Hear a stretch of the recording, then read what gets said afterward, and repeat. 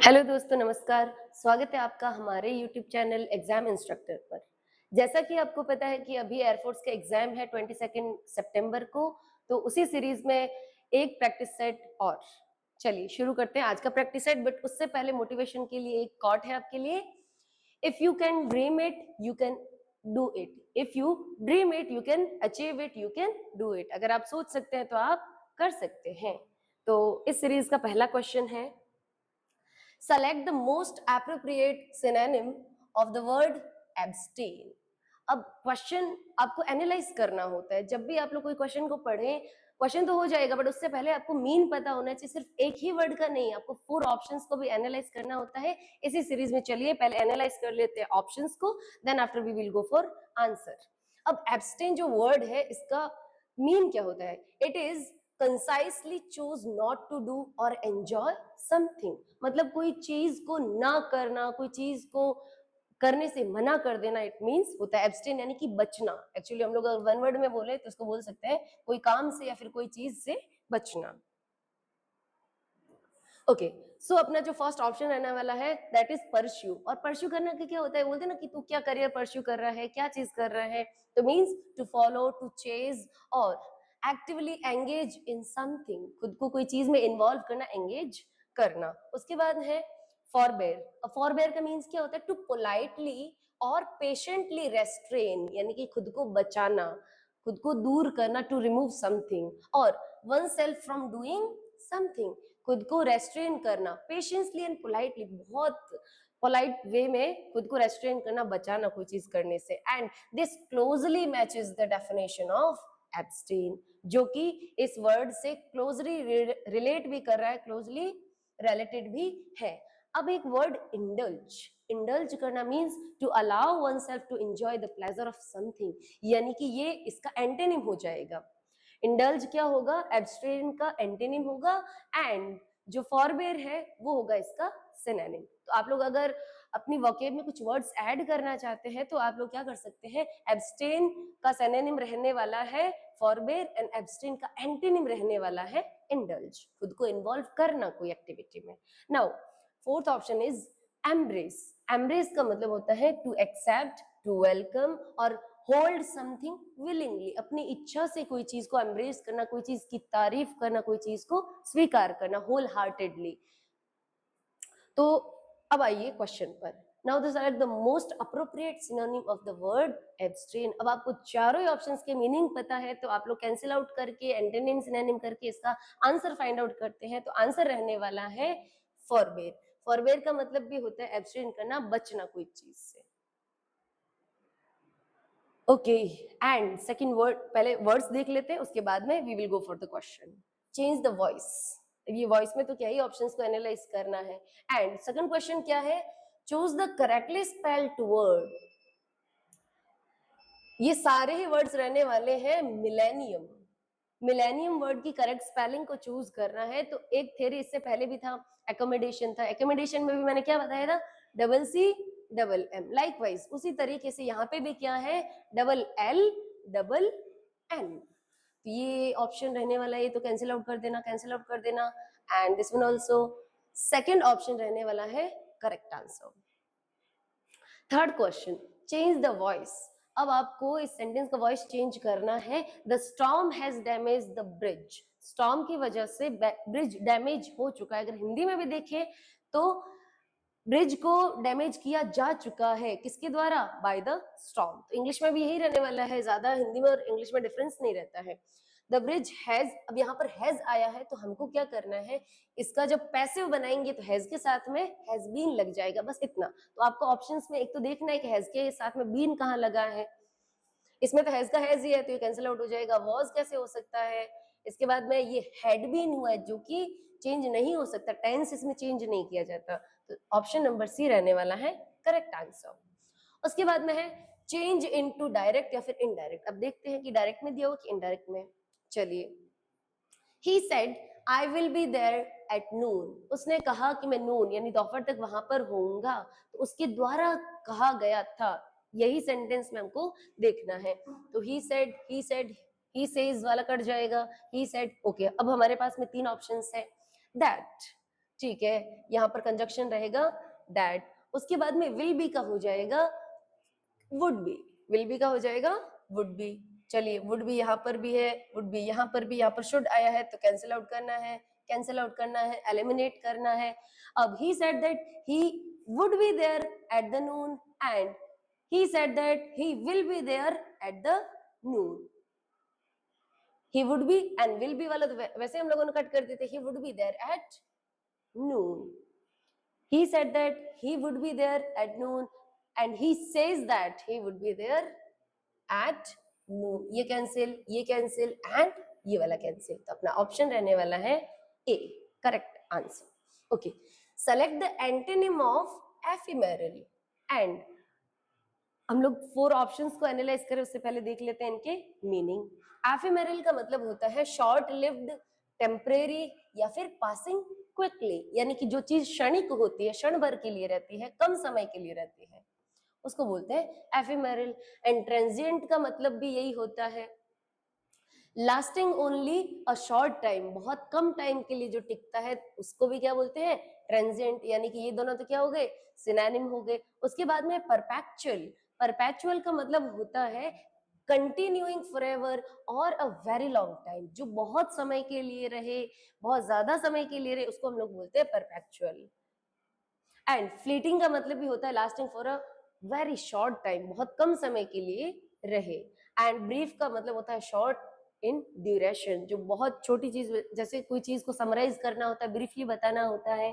तो यहाँ पर क्वेश्चन था अपना, select the antonym of ephemeral. अब एफिमेरल का मतलब है क्षणिक, यानी कि इसका एंटेनिम देखना है। ट्रांजिएंट का मीन्स होता है इसका सिनोनिम, एंड फ्लीटिंग का मतलब भी सिनोनिम, ब्रीफ यानी बहुत छोटा, तो परपेचुअल रहने वाला है right answer. Perpetual means which last for a longer time.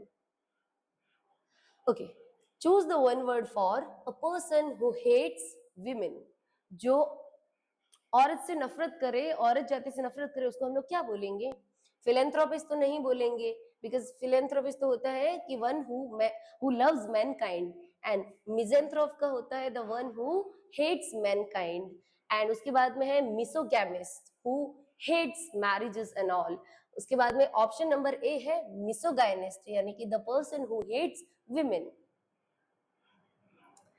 Okay, यहाँ पे वर्ड्स भी एनालाइज कर लेते हैं। Misogynist, a person who hates. आप लोग इसको, अगर आपको ये लगता है ये वर्ड्स आपके लिए इंपॉर्टेंट है, ये तो मैं बता ही रही हूँ, अगर आपको ऐसा लगता है कि रूट वर्ड्स बार बार रिपीट हो रहे हैं, उससे उसका मीनिंग बन रहा है, तो आप रूट वर्ड्स को अलग से लिखकर प्रैक्टिस भी कर सकते हैं, उसके अकॉर्डिंग अपनी खुद की वोकैब बना सकते हैं। Misogynist, a person who hates या डिसलाइक और is prejudiced against the women, जो विमेन से नफरत करता है, हेट करता है।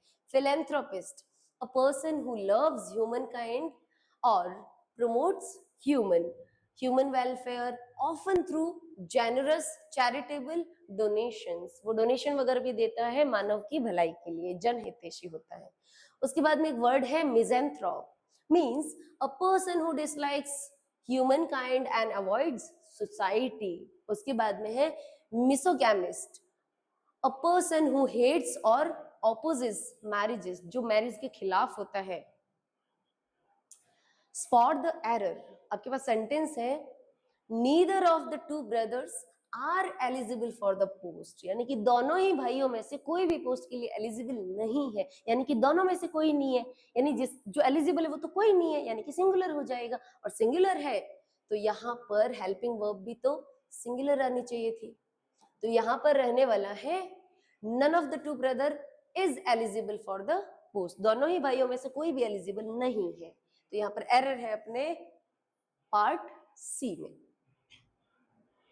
Fill in the blank, if I space a bird I would fly to you, I would fly to you, यानी कि मैं तुम्हारे पास आ जाता, ये चीज मैं कर लेता, यानी कि यहाँ पर टोटल हाइपोथेसिस है, इमेजिनेशन है कि अगर मैं ये होता तो मैं ये कर देता, अगर मैं वो होता तो मैं वो कर देता। तो उस सेंटेंसेस में मतलब इस टाइप के सेंटेंसेस में हमेशा आपको यूज करना है वर, हाइपोथेसिस या इमेजिनेशन के केस में।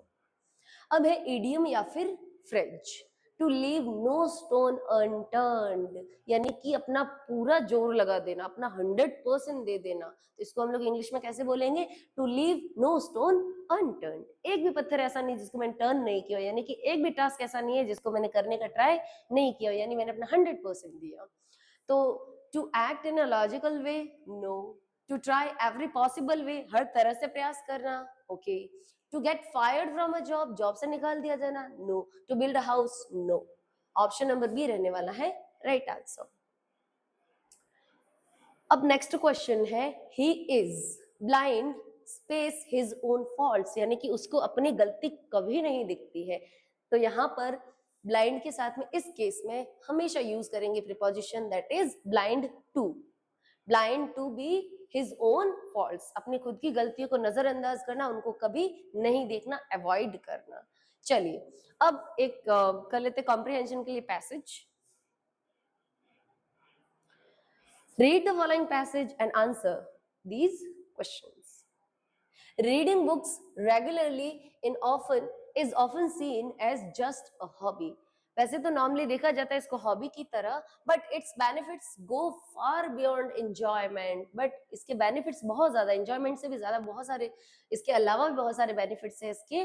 For students reading works like an exercise for the mind. अगर एक स्टूडेंट होने के नाते अगर आप डेली या तो एडिटोरियल, डेली कोई आर्टिकल, कोई पैसेज अगर आप पढ़ते हैं, this can be considered as exercise for the mind of you and it improves understanding. ये आपका अंडरस्टैंडिंग इंप्रूव करना है और बिल्ड करता है वोकैबुलरी एंड स्ट्रेंथन करता है thinking skills. Unlike watching videos, जैसे कि आप लोग पूरे दिन रील्स वॉचिंग, कोई और वीडियो, अननेसेसरी वीडियोस देख रहे हैं या फिर स्क्रॉल कर रहे हैं डिजिटल स्क्रीन्स, रीडिंग नीड्स इसके अलावा, यानी कि जो वॉचिंग वीडियोस है, स्क्रॉलिंग रील्स है, डिजिटल स्क्रीन्स है, इसके अनलाइक, यानी कि इसको अगर छोड़ दे तो इसके अलावा आ जाते हैं किस पर?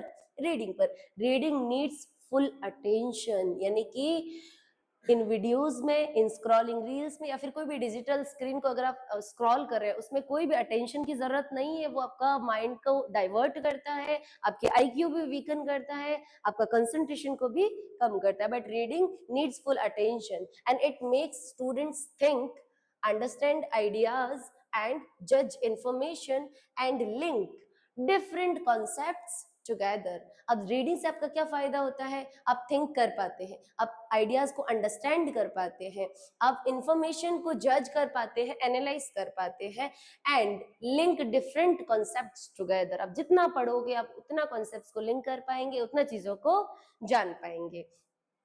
Reading also help students understand emotions better. आप जितना पढ़ते हैं आप उतना इमोशनली, मतलब बोल सकते हैं you become intellectually and emotionally stronger person. And by reading about different characters, अगर आप रीड करते हैं क्या? Different characters, cultures and situations, they learn empathy and understand how people feel and behave. अगर आप रीडिंग करते हैं आप कैरेक्टर्स को जान पाएंगे, कल्चर्स को समझ पाएंगे, सिचुएशंस को समझ पाएंगे एंड एम्पैथी आएगी आपके अंदर, इमोशंस डेवलप होंगे and understand how people feel and behave, कि लोग कैसा फील करते हैं और कैसे बिहेव करते हैं। This helps them respond better in real life situations. अगर आप रीड कर चुके हैं, जैसे मान लो जो नॉवेल्स, ऐसा मतलब माना जाता है कि जो नॉवेल रीड करता है वो चीजों को लेकर साइकोलॉजिकली बहुत स्ट्रांग होता है, उसको पता है कि अगर ऐसी लाइफ होती है इसको ऐसे टैकल करना है, तो वो क्या हो जाते हैं? they respond because reading helps them respond better in real life situations and books also train the mind to focus for longer period। अब अगर आप लोगों ने एक चीज पैटर्न देखा होगा कि बुक्स को अगर आप रीड करते हैं तो आप लॉन्गर टाइम के लिए रीड कर पाते हैं। स्टिल अगर आप वीडियोस या फिर कोई मूवी सीरीज अगर कोई बहुत लंबे टाइम तक देख रहे हैं, मान लिया कि अगर आप एग्जाम से जस्ट पहले, थोड़े दिन पहले अगर आप मैराथन्स देख रहे हैं, that is better for your selection, that is better for to give you a, कह सकते हैं सुटेबल करियर के लिए आपके वो जरूरी है। बट अगर आप कोई मूवीज वगैरह देख रहे हैं लॉन्गर टाइम के लिए जिससे कुछ भी इंफॉर्मेशन नहीं मिल रहा है, that is not useful for you and which is useful in today's world where distractions are common. Books आपको ट्रेन करती है उस चीज के लिए, अटेंशन बनाए रखने के लिए एंड कॉन्शियस रहने के लिए। Academically regular reading improves writing and speaking skills. अगर आप रेगुलरली पढ़ रहे हैं, जैसे यूपीएससी के बच्चे होते हैं तो वो क्या करते हैं, डेली आर्टिकल लिखते हैं ताकि उनको राइटिंग भी इम्प्रूव करे एंड अपना वो थिंकिंग लेवल भी इम्प्रूव करे। And students who read more can express their thoughts more clearly and confidently. जो जितना पढ़ेगा वो अपने थॉट्स को उतना क्लियरली एंड कॉन्फिडेंटली रख पाता है, एक्सप्रेस कर पाता है। Beyond academics reading encourages reflection and self awareness. आपका सेल्फ अवेयरनेस या फिर कह सकते हैं रिफ्लेक्शन आपको इंप्रूव करता है, एनकरेज करता है बाय रीडिंग। ये इंप्रूव होता है with time and it gives students space to think independently. ये आपको स्वतंत्र रूप से सोचने के लिए भी स्पेस देता है कि what is right and what is wrong. Thus reading books regularly helps students grow not only in knowledge but also in maturity and meaningful communication। अगर आप रीड करते हैं तो आप सिर्फ नॉलेज के पर्सपेक्टिव से ही नहीं बल्कि मेच्योरिटी एंड मीनिंगफुल कम्युनिकेशन के माध्यम से भी या फिर इस वे में भी आप खुद को इम्प्रूव्ड पाते हैं। चलिए अब कुछ क्वेश्चन करते हैं फ्रॉम द पैसेज। पैसेज के अंदर कुछ क्वेश्चन है, जैसे कि what does reading mainly help students with besides entertainment. Reading से और क्या क्या फायदे होते हैं एंटरटेनमेंट के अलावा?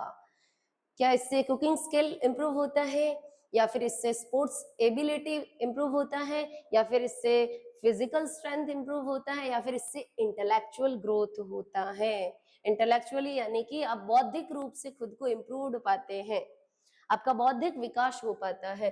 तो कुकिंग स्किल्स तो सिर्फ रीडिंग से तो इंप्रूव नहीं होती, स्पोर्ट्स एबिलिटी तो बिल्कुल ही रीडिंग से इंप्रूव नहीं होती, इसको आपको प्रैक्टिस करना होता है। फिजिकल स्ट्रेंथ डेफिनेटली रीडिंग से तो इंप्रूव नहीं होने वाला। तो फोर्थ ऑप्शन रहने वाला है करेक्ट आंसर। आप इंटेलेक्चुअली ग्रो करते हैं।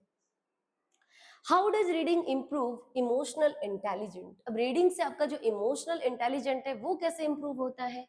Bye giving them more free time, या फिर by helping them memorise fact, या फिर आपका इमोशनल इंटेलिजेंट को लेकर बताया जा रहा है by exposing student to different characters and experiences, या फिर by teaching students grammar rules. आप इसको तो बेसिकली कैंसिल आउट कर सकते हैं, इसको भी एलिमिनेट कर सकते हैं, इसको भी एलिमिनेट कर सकते हैं, क्योंकि आपके इमोशनल इंटेलिजेंस के बारे में बात किया। अगर आप ज्यादा पढ़ रहे हैं नॉवेल्स को तो आपको पता है कि ये भी टर्निंग पॉइंट आता है, ये भी होता है, तो then after that you accept everything.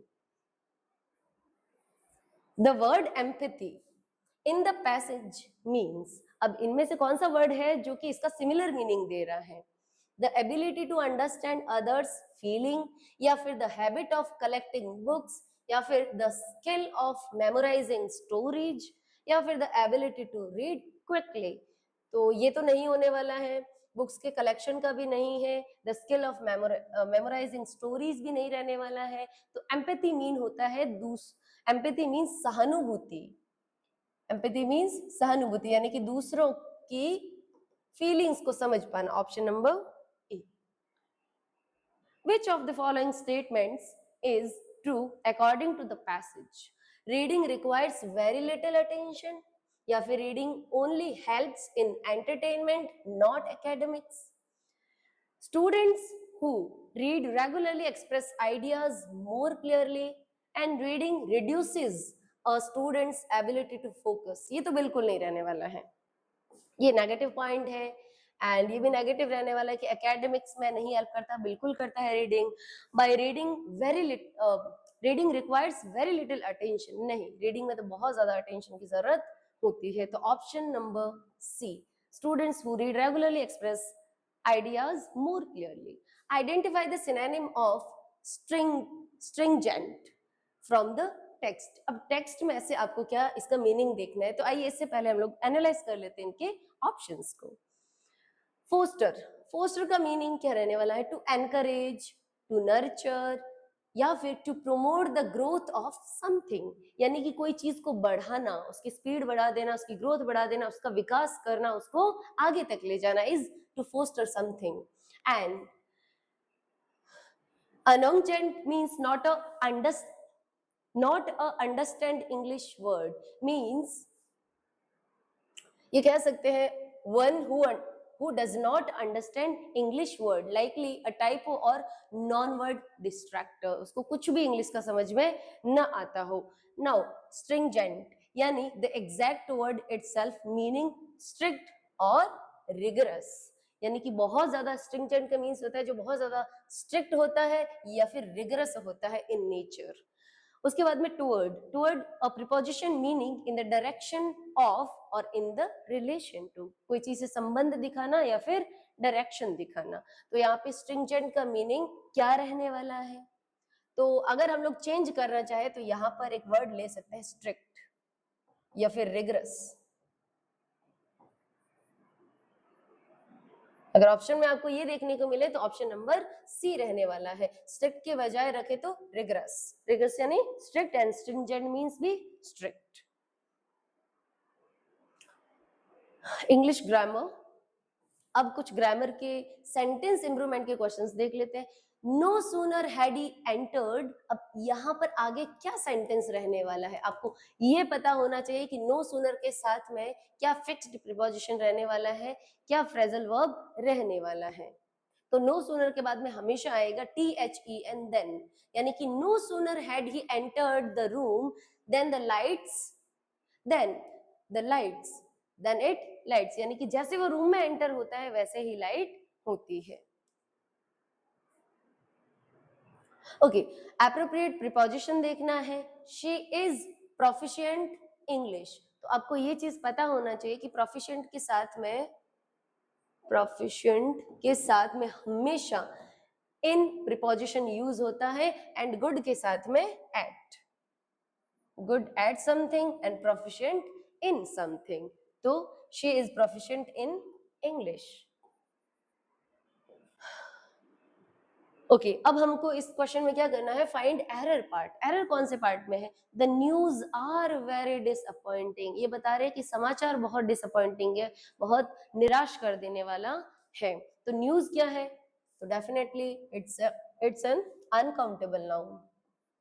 तो कोई भी अनकाउंटेबल नाउन के साथ में हम लोग कभी भी प्लूरल हेल्पिंग वर्ब नहीं लगाएंगे, बजाय कि इसके साथ में लगाएंगे singular helping verb. Singular helping verb. अब आर के साथ में आना चाहिए यहाँ पर इज. तो एरर किस पार्ट में रहने वाला है? Option number B, part B में रहने वाला एरर. एंड यहाँ पे आर की जगह पर आएगा is. Helping verb is. Synonym of reiterate. Reiterate का आपको सिनोनिम देखना है. तो आइए पहले चारों ऑप्शंस को एनालाइज कर लेते हैं. ऑप्शन नंबर एक है रिपीट, यानी कि टू से और do something again and again. उसकी फ्रीक्वेंसी बढ़ जाती, कोई चीज को बार बार अगर रिपीट करें तो उसको बोल सकते हैं रिपीटेशन. एंड आई मस्ट रेटरेट यानी कि repeat the importance of turning of the lights, कि मुझे इस चीज को रेटरेट करना है, रिपीट करना है कि आपको लाइट्स ऑफ क्यों कर देना होता है. एंड रिफ्यूज का मतलब होता है to indicate that you are not willing to do something. आप कोई चीज नहीं करना चाह रहे हैं. रिफ्यूज यानी कि मना कर देना, मना करना. उसके बाद में है रिव्यू, टू एग्जामाइन और एसेस समथिंग अगेन. कोई चीज को दोबारा देखना यानी कि रिव्यू करना, दोबारा से व्यू करना, देखना. उसके बाद में है रेक्टिफाई मीन्स टू करेक्ट और टू पुट समथिंग राइट. कोई चीज को रेक्टिफाई करना, इंप्रूव करना, करेक्ट करना. रेटरेट का मीन्स होता है टू रिपीट समथिंग या फिर बार बार दोहराना. तो ऑप्शन नंबर ए रहने वाला है रिपीट, क्योंकि रिफ्यूज का मतलब मना कर देना, रिव्यू मीन्स उसको दोबारा से देखना, एंड रेक्टिफाई यानी टू करेक्ट इट, उसको सही करना. ओके, अब one word substitution. A place where bees are kept, यानी कि जहां पर मधुमक्खियों को रखा जाता है उस प्लेस को क्या बोलेंगे? तो एवियरी यानी कि जहां पर बर्ड्स को रखा जाए, है ना. तो एवियरी एंड एपियरी में बहुत सारे बच्चों को कंफ्यूजन रहता है, तो इसका आंसर रहने वाला है एपियरी. नर्सरी एंड कैनल आपको पता ही होगा, इनमें डॉग्स को रखा जाता है एंड नर्सरी के अंदर पौधों को रखा जाता है. तो answer number B is the correct option. अब देख लेते हैं वर्ड्स को भी. Aviary means a large cage और enclosure where birds are kept. And apiary means a place where bees and beehives are kept या फिर a bee yard. Nursery, a place where young plants are grown and sold, or a room for babies या फिर young children. उसके बाद में kennel, and kennel का means a shelter or boarding facility for dogs, जहाँ पर dogs को रखा जाए, that is kennel. So, ये थे आज के प्रैक्टिस सेट के 20 क्वेश्चंस. आपको इसके अलावा कोई डाउट है, किसी टॉपिक पर क्लास लेना है तो आप कमेंट सेक्शन में बता सकते हैं. चलिए, थैंक यू सो मच.